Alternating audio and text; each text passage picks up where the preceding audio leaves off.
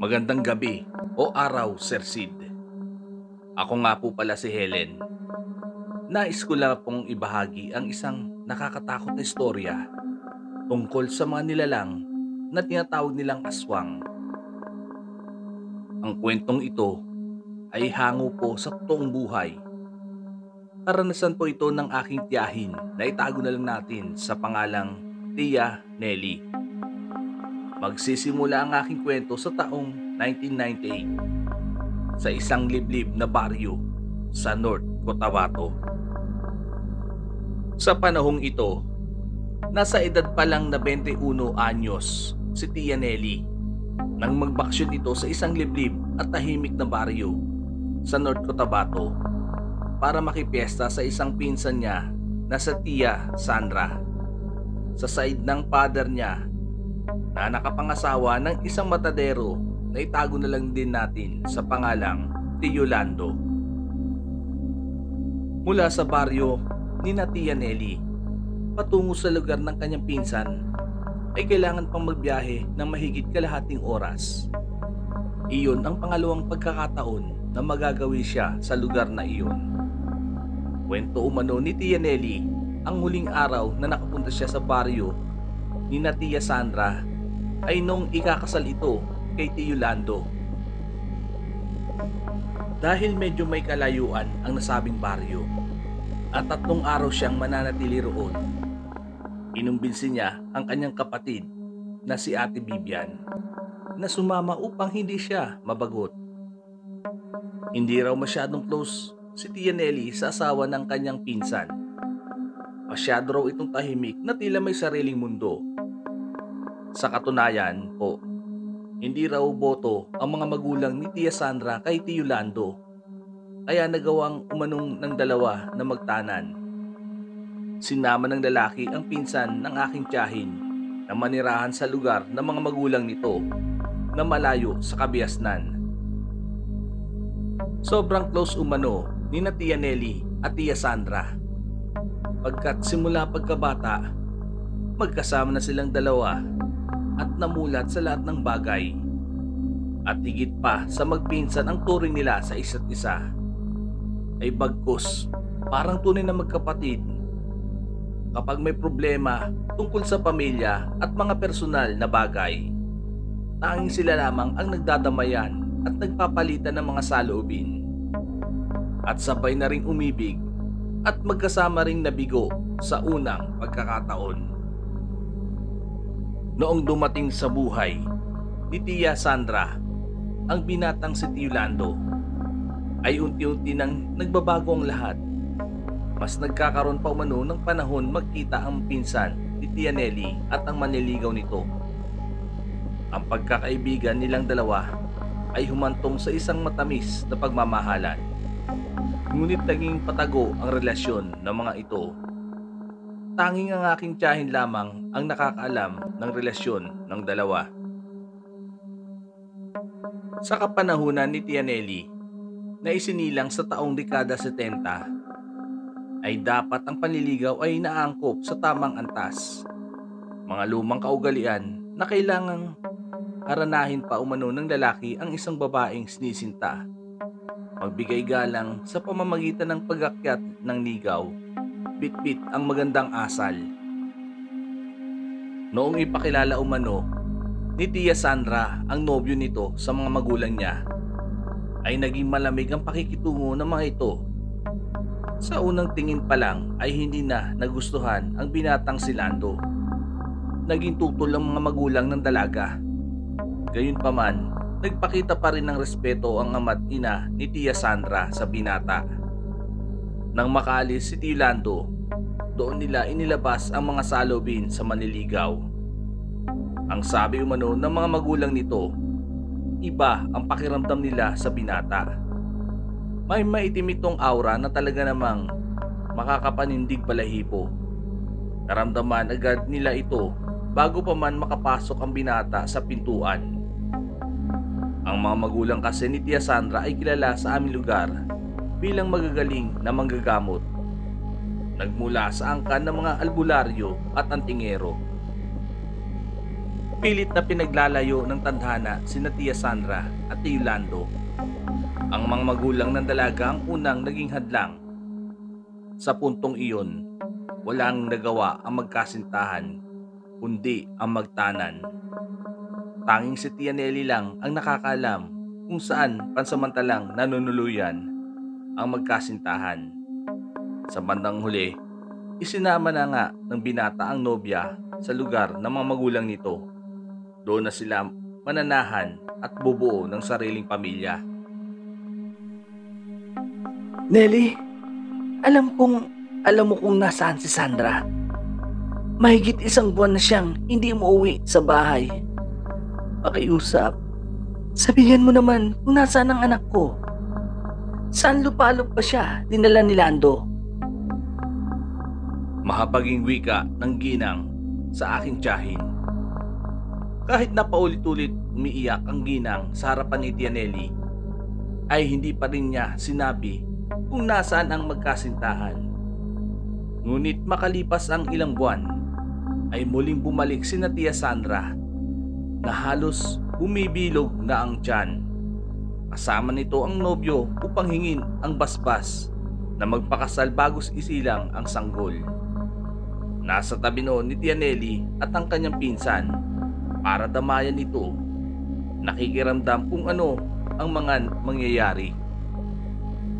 Humingi ng tawad ang dalaga sa paglayas nito sa mga magulang at sa pakikipagtanan nito kay Tio Lando. Mas pinili ang nobyo kaysa sa mga magulang. Imbis na patawarin si Tia Sandra, ay mas lalong nagalit ang mga magulang nito. Ipinagtabuyan nila ang binata na layuan na umano ang kanilang anak. Tatanggapin nila ang bata. Ngunit kailanman hindi nila masisikmura na maging bahagi ng pamilya ang ama nito. Ipinagtabuyan nila si Tio Lando, palayo na tila parang isang basura. Ipinagkalandakan na ginayuma mano nito ang kanilang anak. May tsura naman itong lalaki. Ang kaso nga lang kirat ang isang mata at may hiwa sa ibabang labi. Sa pilitan na ipinasok ng bahay si Tia Sandra ng kanyang ama, habang pinagtatabuyan naman umano ng ginang ang binata. Tanging pag-iyak na lamang ang ginawa ng kanilang anak. Nagtataka naman si Tia Nelly kung bakit nanatili lamang kalmado ang binata kahit na pinagtatabuyan na ito. Tuwid na nakatayo habang nanatiling nakapako ang tingin sa nobya na walang tigil ang pagdaloy ng luha. Lando, ang mabuti pa, umuwi ka muna sa inyo. Marahil na bigla lang sina Chong at Chang, kaya nagawa nila ito sa iyo. Hindi lang siguro nila matanggap na buntis na ang kanilang anak. Saad ni Tia Nelly sa nobyo ng kanyang pinsan. Ang kwento umano ni Tia Nelly, hindi raw kumibo si Tio Lando.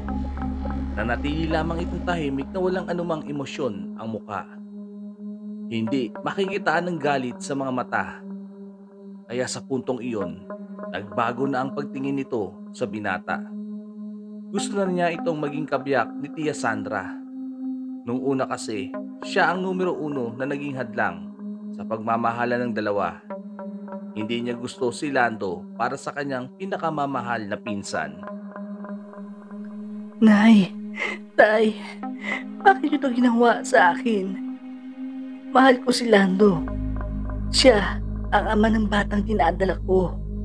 Bakit niyo pinagtaboy na lalaki mahal ko? Napakabuti niyang lalaki. Pumunta kami rito para ipaalam sa inyo na magpapakasal kami. Pero anong ginawa niyo? Pinagtabuyan niyo siya sa maraming tao. Hindi ba kayo nahihiya sa mga kapitbahay? Inagalang pa naman kayo ng mga taga rito. Nagtatakang tanong ng dalaga sa kanyang mga magulang. Tanging galit ang makikita sa mga mata. Sa una pa lang, sinabihan na kita na ayaw ko sa lalaking yun. Pinagsabihan na kita dati na layuan mo na siya. Pero anong ginawa mo? Sumama ka pa rin sa kanya at nagpabuntis ka pa. Huwag kang mag-alala, anak. Tatanggapin namin ng tatay mo ang batang dinadala mo. Ngunit lalaki siya nang walang ama. Ang tugon naman ng ginang sa dalaga.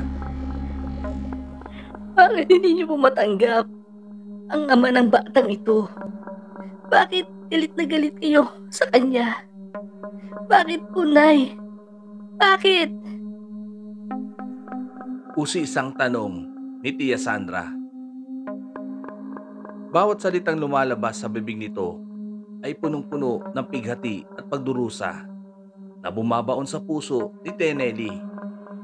Bilang isang mabuting pinsan at kaibigan, naiintindihan niya ang nararamdaman ni Tia Sandra. Minsan na siyang nabigo kung kaya't alam niya kung gaano kasakit ang masaktan. Kapag malalim ang sugat sa puso, mas matindi ang sakit at mabagal ang paghilom. Dahil naging mahigpit ang mga magulang ni Tia Sandra, ay mas lalong nagrebelde ang kanilang anak. Kinagabihan, sa katahimikan ng gabi, ay palihim na tumakas si Tia Sandra. Bitbit ang ilang damit. Tumungo ito sa bahay ng aking tiyahin para doon magtago. Hihintay nito ang bukang liwayway bago pumunta sa baryo ng kanyang nobyo. Tanging si Tia Nelly lamang ang mapagkakatiwalaan at malalapitan niya. Insan, tumakas ka ba sa inyo? Malamang, mag-aalala na naman ang mga magulang mo pag-gising nila na wala ka sa inyong bahay. Nababahalang tanong ng aking tiya. Oo, tumakas nga ako, insan. Wala akong ibang papupuntahan, kundi sa inyo lang. Dito muna ako makikitulog. Bukas, bago pumutok ang araw, lilisanin ko agad ang baryong ito. Sasama na ako kay Lando. Tugon naman ni Tia Sandra. Napasinghal na lamang ang aking tiyahin. Alam niyang hindi kayang hadlangan ang tunay at wagas na pag-ibig. Kinabukasan ng madaling araw, magkasama silang pumunta ng sakayan. Hinatid niya ang kanyang pinsan. Sasabi ko na sobrang bait talaga ni Tia Nelly. Binigyan pa niya ito ng konting pera bilang dagdag sa pamasahe. Noong araw na iyon, agad na pinuntahan ng mga magulang ni Tia Sandra ang aking tiyahin. Tinatanong kung alam ba nito kung saan pumunta ang kanilang anak. Pilit na inaalam kung saan nakatira ang nobyo nitong si Tio Lando ng dalaga. Bilang isang mabuting kaibigan at kadugo, nagsinungaling ang aking tiya. Ilang beses na nagwika na hindi niya alam kung saan nakatira ang binata. Sa mga lumipas na araw, palihim na nagkikita ang dalawa sa kanilang pinag-usapang tagpuan. Kahit na pinili ni Tia Sandra ang nobyo nito, ay palagi pa rin niyang inaalam ang kalagayan ng kanyang mga magulang. Lalo't siya ang panganay sa magkakapatid. Sa naganap na kasal ng magkasintahan, tanging ang aking tiyahin lang ang nakakaalam. Patago pa nga siyang dumalo sa pagdiriwang. Tuluyan na ngang kinalimutan ng dalaga ang sariling pamilya. Alang-alang sa labis na pagsinta sa lalaking nais makasama ng habang buhay. Sa ginawa ni Tia Sandra, lalong nagkimkim ng sama ng loob ang mga magulang nito. Inalimutan na siya bilang isang anak dahil sa pagiging makasarili. Wala silang nasagap na anumang balita tungkol dito. Dumating na nga sa punto na halos mahigit isang taon nang walang paramdam si Tia Sandra sa pamilya nito. Nalalabis nagpabagabag sa aking tiyahin dahil sa pagiging kasabwat niya. Mga kamitikal, balik na po tayo sa kasalukuyang pangyayaring ng taon na iyon. Ate Nelly, bakit kailangan mo pa ako isama? Saan ba tayo makikipiesta? Kainis ka naman, tinatamad nga akong magbiyahe. Pagmamaktol ng kapatid ng aking tiyahin na si Ate Bibian. Basta, sumama ka na lang. Malalaman mo rin kung sino ang tinutukoy kong kaibigan. Magugulat ka kapag nagkita kayo. Saka, huwag kang magreklamo. Wala ka namang ginagawa sa bahay kundi ang humilata sa kama. Porket araw ng bakasyon. Sagot naman ni Tia Nelly sa kapatid niya. Ani umano ni Tia Nelly nung nasa jeep na sila ay wala siyang nagawa kundi ang sabihin sa kapatid ang totoo na ang kanyang ate Sandra ang kanilang pupuntahan sa baryong iyon na labis kinabigla ng dalagita. Ate Nelly, alam mo pala kung nasaan si Ate Sandra. Bakit ka nagsinungaling kina Chong at Chang? Alam mo naman na labis na silang nag-aalala. Pag nalaman nila ito, lagot ka talaga ate. Saad ni Ate Bibian na makikita sa mukha ang pagkagulat at pangamba. Sikreto lang natin ito, Bibian, ha? Huwag kang magsusumbong kina Chong at Chang. Maliwanag ba? Ang tugon niya sa kapatid na pinandilatan pa ng mata. Bakit naman kita isusumbong, Ate Nelly? Pangako, wala akong pagsasabihan. Ang sagot muli ni Ate Bibian at pilyang ngumiti. Makalipas ang ilang sandali, nagwika si Tia Sandra sa matandang driver na ihinto ang jeep. Bumaba silang magkapatid sa isang liblib at magubat na kalsada kung saan may nakalagay na maliit na karatula. Kahit isang beses nang nakapunta noon ang aking tiyahin, ay natatandaan pa rin niya ang lugar. Ate Nelly, sigurado ka ba na tama ang lugar na napuntahan natin? Wala naman akong nakikitang kabahayan. Puro mga puno lang ang natatanaw ko. Usisang tanong ni Ate Bibian. Tama na nga ang katatanong. Basta, sumunod ka lang sa akin. Maiksing tugon niya sa kapatid. Pinasok nila ang isang makipot na kalsada malapit sa tabi ng signboard. Halos isang di pa lang ang lawak ng daan. Nakasya lamang ang 2 katao. Sobrang tahimik na lugar na tila parang ordinaryo at walang magaganap na pagdiriwang. Despiras noong araw na iyon nung sila'y pumunta. Noong nasa kalagitnaan na sila ng tahimik na kalsada, ay doon makikita ang magkakalayo na mga kubo. Nagpatuloy lamang sila sa paglalakad hanggang sa marating ang dulo. Bago lumiko sa panibagong daan, hindi saklaw ng pinakasentro ng baryo ang purok kung saan nakatira ang napangasawa ni Tia Sandra. Nakabukod na tila parang bumuo ng sariling pamayanan o isang maliit na tribo na halos magkakilala ang mga naninirahan doon. Ilang minuto pa ang lumipas ay narating na nila ang nasabing baluarte na mabibilang lamang ang mga nakatirik na bahay. May malawak na bakod na animoy parang mga katutubo ang nakatira dahil sa makalumang disenyo. Bawat kubo ay gawa sa punong pawid at amakan at bawat tahanan ay may umuusok na lumalabas sa kusina. May mga nakaimbak na kahoy sa bandang gitna malapit sa dambana na gagawing sulok pagsapit ng dilim na tila parang nahanay sa sinaunang panahon. Inilabutan umano si Ate Bibian. Napahawak daw kasi ito sa mga kamay ni Tia Nelly. Nanlalamig ang mga palad. Wika naman noon ng aking tiyahin. Ganoon din ang kanyang nararamdaman nung una siyang magawi sa nasabing baryo. Nakakabingi ang katahimikan na nagbibigay ng matinding kilabot. Gayunman, wala namang umanong kakaibang nangyari nung ikasal sina Tia Sandra kay Tio Lando. Ang kaso nga lang, hindi paring ang nagsagawa ng basbas sa naganap na seremonya, kundi ang mismong itinuturing na lider o kapitan na tinatawag nilang Tandang Kamandag. Ang pinakamatandang nabubuhay umano sa lugar na iyon. Nawala ang kaba sa dibdib ni Ate Bibian nang makita nito si Tia Sandra. na sumilip sa bintana. Katabi si Tio Lando. Nauwi sa mainit na yakap ang tagpo. Walang pagsidlan ang ngiti sa kanilang mga labi. Punong-puno ng sigla ang mga mata. Ngunit may ilang mga bagay siyang napansin sa kanyang pinsan. Nanilisi kasi ang mga mata nito kahit tirik ang araw. Umaalingaso ang malansang amoy sa katawan. Amoy panis na karne ang hininga at lubog ang panga. Insan, kung pumapayat ka, kumakain ka ba ng maayos?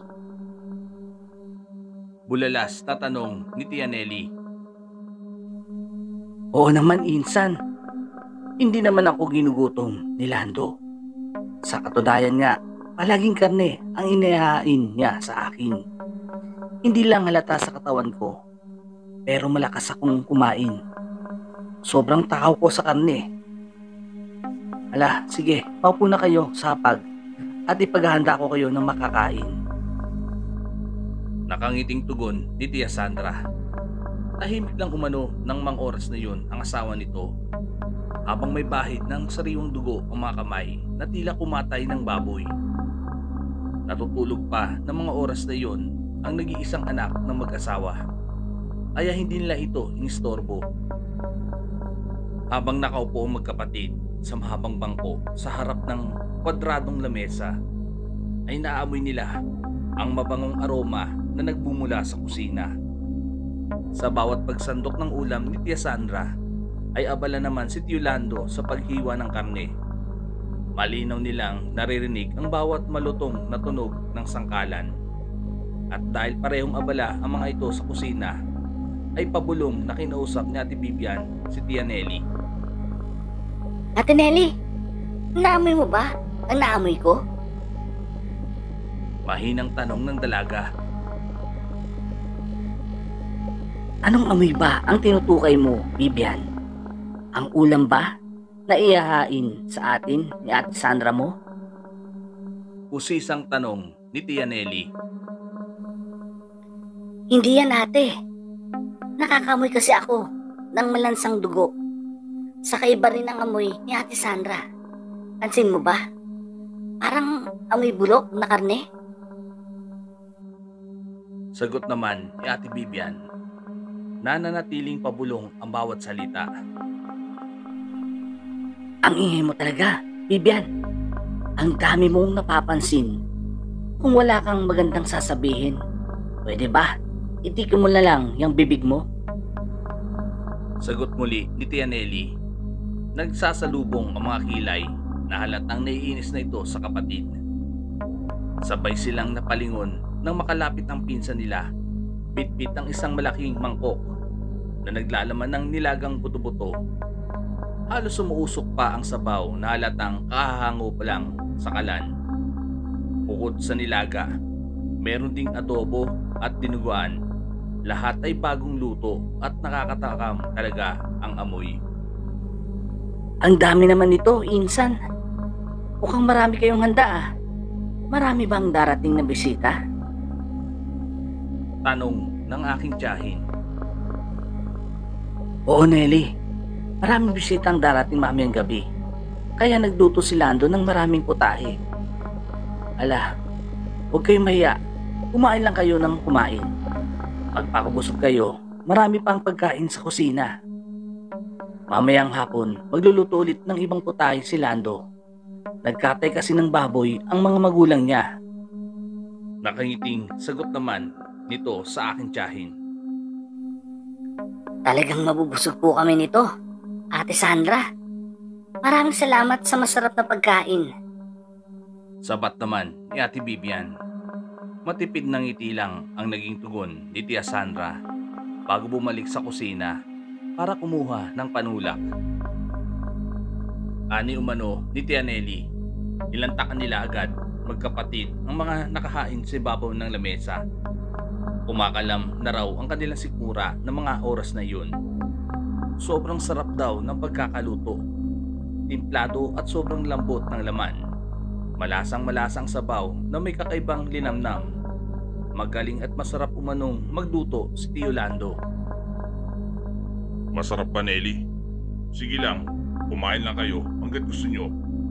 Mamayang gabi, ipapatikim ko sa inyong magkapatid ang pinakamasarap at espesyal kong putahe. Wika ni Tio Lando na bigla na lang sumulpot sa hapag na hindi nila namamalayan. Nakangisi ang mga labi na hindi makatingin ng diretso. Iniilag ang mga mata sa kausap. Hindi mo na kailangan ipatikim sa kanila ang espesyal mong putahe. Nag-usap na tayo kagabi. Mga bisita ko sila at ako ang nagyaya kay Nelly na pumunta rito. Saad naman ni Tia Sandra habang hawak ang pitsil. Nagbibiro lang naman ako, Sandra. Malaki ang utang na loob ko sa pinsan mo. Dahil sa kanya, nagkatuluyan tayo. Pangako, tutuparin ko ang napag-usapan natin kagabi. Tugon nito sa kanyang may bahay. Sir Sid, nagtatakaw manunoon ang aking tiyahin tungkol sa espesyal na putahe. Tila may laman ang ibig sabihin ng mga ito. Nagkatinginan pa nga raw silang magkapatid na saglit na pahinto sa pagsubo. Nang lumubog ang araw, ay nagsidatingan na ang mga bisita mula sa ibang baryo at magkakaibang purok. Karamihan magkakadugo lamang ang mga ito. Sumiklab ang malaking sulo malapit sa dambana at nagsimulang magtipon ng mga tao. Naiwan silang magkapatid sa loob ng bahay ng mag-asawa. Binalaan sila ni Tia Sandra na huwag umanong lalabas ng bahay. Manatili lamang sa loob hanggang sa matapos ang mahabang seremonya.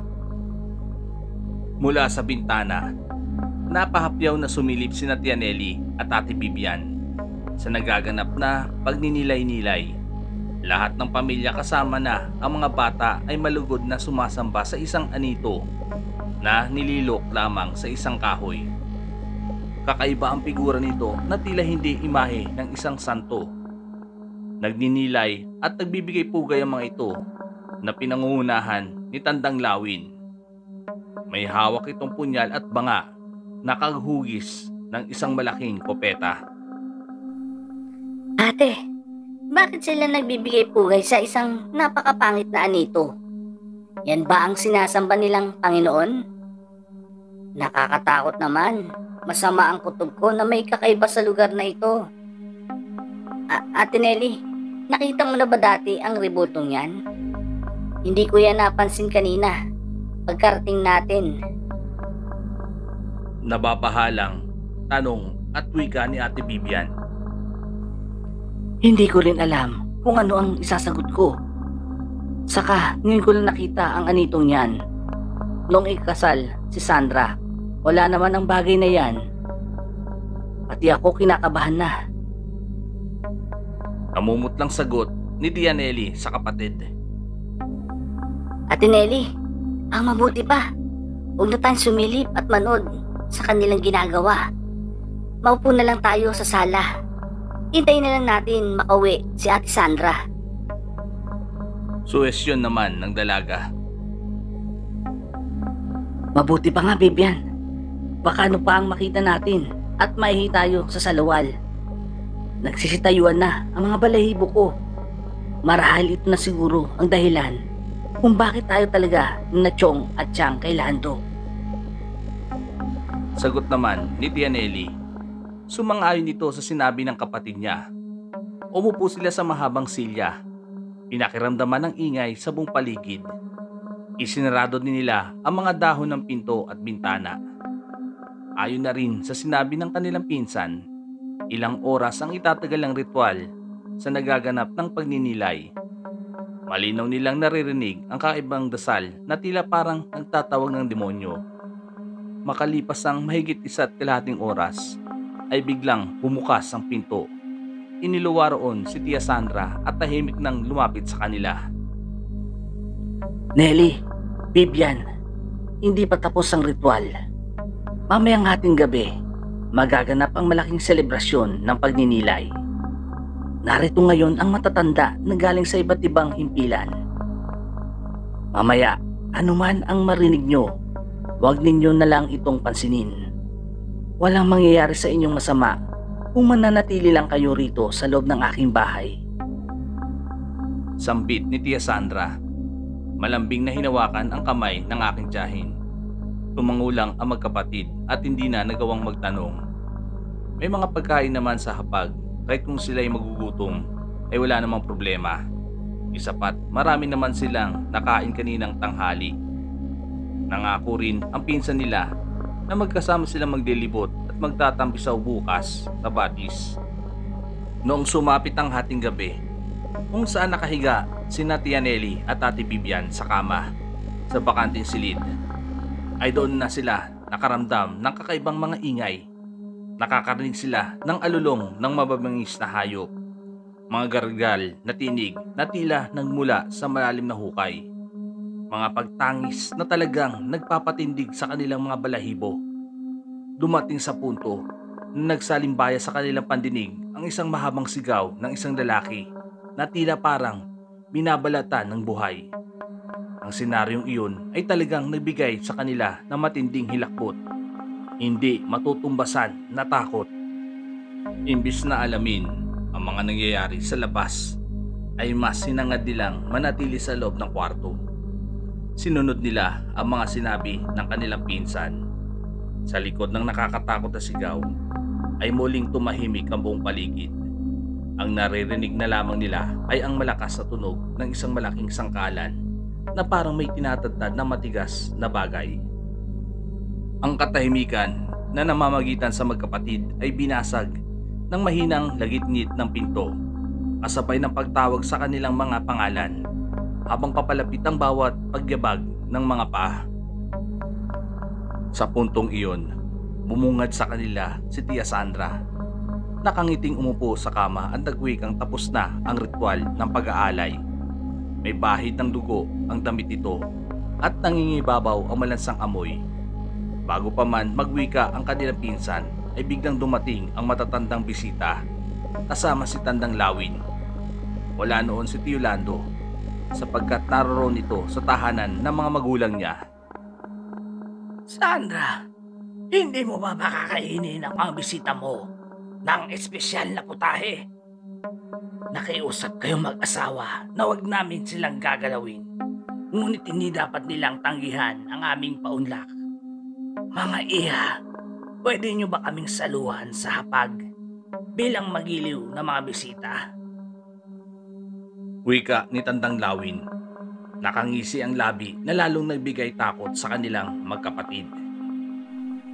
Pero kapitan, hindi ko po sa kanila nasabi ang tungkol sa nakatagong lihim sa ating lugar. Pakiusap, bilang may bahay ni Lando, huwag nyo silang anyayahan sa malaking piging. May inihanda na ako sa kanilang pagkain na para talaga sa kanila. Pakiusap naman ni Tia Sandra sa pinuno ng kanilang lugar. Abay, hindi naman pwede. Kailangan nilang tumikim ng espesyal na putahe. Kung hindi nila ito gagawin, hindi na sila makakalabas pa ng buhay. Saling lahi ka lang sa aming angkan, kaya kailangan mong sumunod sa patakaran. Maotoridad na wika ng matandang kapitan. May idea noon ang aking tiyahin tungkol sa nakatagong lihim. Kwento pa noon sa akin ni Tia Nelly, Sir Sid. Walang nagawa si Tia Sandra nung gabing yun. Lalo't nasa harapan niya ang ilang matatanda na matagal nang umiiral at namumuno sa bawat angkan sa iba't ibang himpilan. Doon umano na pagtanto ng aking tiyahin na pugad ng mga aswang ang kinabibilangan ng kanyang pinsan. Pinaunlakan nilang magkapatid ang hiling ng kapitan. Pagkalabas nila ng bahay ay sumilay sa kanilang mga mata ang mahabang lamesa malapit sa altar. Halos lumuwa na ang kanilang mga mata na makita ang mga putol-putol na katawan ng tao. Sariwang mga karne ang nakalatag sa ibabaw ng lamesa. Nagtitipo ng mga matatandang babae na tila hinihintay ang kanilang pinuno bago simulan ang malaking piging. Doon na rin napag-alaman ni Tia Nelly na pawang matataas na may katungkulan ang nakaupo sa bawat upuan. Ngunit bago pa man makaupo sina Tia Nelly at Ate Bibian, Para tikman ang espesyal na putahe ay biglang dumating si Tio Lando kasama ang mga magulang nito. Pinigilan kami na tikman kahit kaunti ang sariwang laman ng tao. Balak umano ng matatandang aswang na hawaan ang magkapatid upang magparami ng lahi. Mainam sa pinunong aswang na mga babae ang mayanggaw para bigyan ng sarili nilang mga punla upang mas lalong lumawak ang kanilang angkan sa mga susunod na henerasyon. Noong mismong gabing yun, nalaman din ni Tia Nelly na tiyuhin pala ni Tio Lando si Kapitan Lawin. Nakakatandang kapatid dito ng kanyang ina. Kaya pala wala ito ng mga oras na pumasok ang matatandang aswang sa kanilang bahay. Dahil nakiusap ito sa kanyang mga magulang na pigilan ang matatandang aswang na pakainin ng hilaw na karne ng tao ang magkapatid.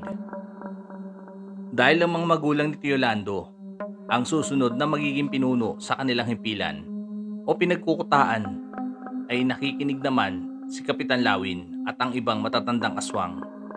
Nakaligtas na gabing iyon si Tia Nelly at Ate Bibian sa tulong ng asawa ni Tia Sandra. Malinaw na ang lahat sa aking tiyahin kung bakit tayo talaga ng mga magulang ni Tia Sandra sa nobyo nito nung una pa lang alam na nilang may dugong halimaw ang binata. Lalo't nagbula sila sa angkan ng mga manggagamot at ayaw nilang mahaluan ng maitim na dugo mula sa mga nilalang na hindi kabilang sa mundo ng mga pangkaraniwang mga tao. Gayunpaman, nagkamali ang mga ito ng hinala sa binata. Para kay Tia Nelly, hindi isang halimaw si Tio Lando, bagkos isa itong mabuting tao at mabuting asawa sa kanyang pamilya. Inabukasan, nanatili pa si Tia Nelly at Ate Bibian sa lugar na iyon, kasama ang pamilya ni Tia Sandra. Malayo na sila sa kapamakan at wala nang banta mula sa mga matatandang aswang. Ngunit ang lihim ng lugar na iyon ay nanatiling lihim mula noon hanggang ngayon at magpakailan paman. Minabuti nilang itago ito alang-alang sa kaligtasan ng mga pamilya ng mga aswang sa mga taga-baryo upang hindi sila tugisin ng mga ito. Hanggang dito na lamang po ang aking kwento tungkol sa naging karanasan ni Tia Nelly. Salamat po ng maraming, Sir Sid, dahil isa po ako sa mga napili nyo na ilathala sa inyong programa ang aking ibinahaging istorya hango sa totoong buhay. Lubos na gumagalang at nagpapasalamat ang inyong masugid na taga-subaybay, Helen ng North Cotabato.